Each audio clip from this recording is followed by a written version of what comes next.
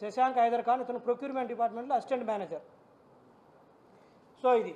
మూడోది ఏంటంటే మీ అందరూ తెలుసు, నేను డిసెంబర్ 24వ తేదీన ప్రెస్ మీట్ పెట్టి 410 మందిని ఒకే రోజు ఇర్రెగ్యులర్ ఎంప్లాయీస్ అని చెప్పేసి నేను తీసేయడం జరిగింది. గుర్తుంది కదా అందరికీ, మీ అందరికీ, మీడియా వాళ్ళకి.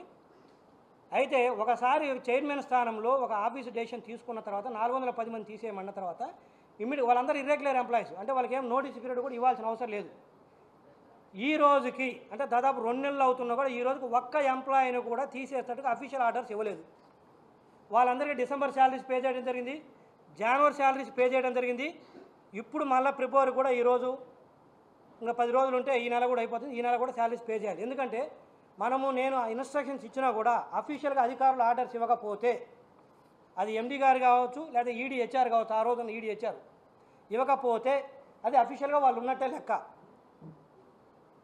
సో ఈరోజు జీతాలు పెద్దలు దాదాపు 1,50,00,000 రూపాయలు ఎవడికి పుట్టిన దండగా ఇది? ఈరోజు ఎవరు కట్టాలి డబ్బులు? ఇదంతా ఇర్రెగ్యులర్ ఎంప్లాయీస్, వాళ్ళు రెగ్యులర్ ఎంప్లాయీస్ కూడా కాదు. ఎందుకు ఆఫీస్ ఆర్డర్స్ ఇవ్వరు? 24 డిసెంబర్లో నేను టెర్మినేట్ చేసిన తర్వాత క్లియర్గా ఇన్స్ట్రక్షన్స్ ఇవ్వడం జరిగింది.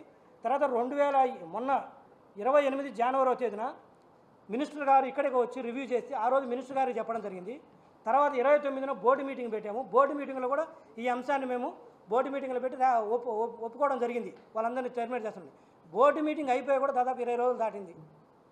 అంటే మేము అంత ఎట్లా కనపడుతున్నాం చెప్పాలంటే, ఒకసారి ఇన్స్ట్రక్షన్స్ ఇస్తే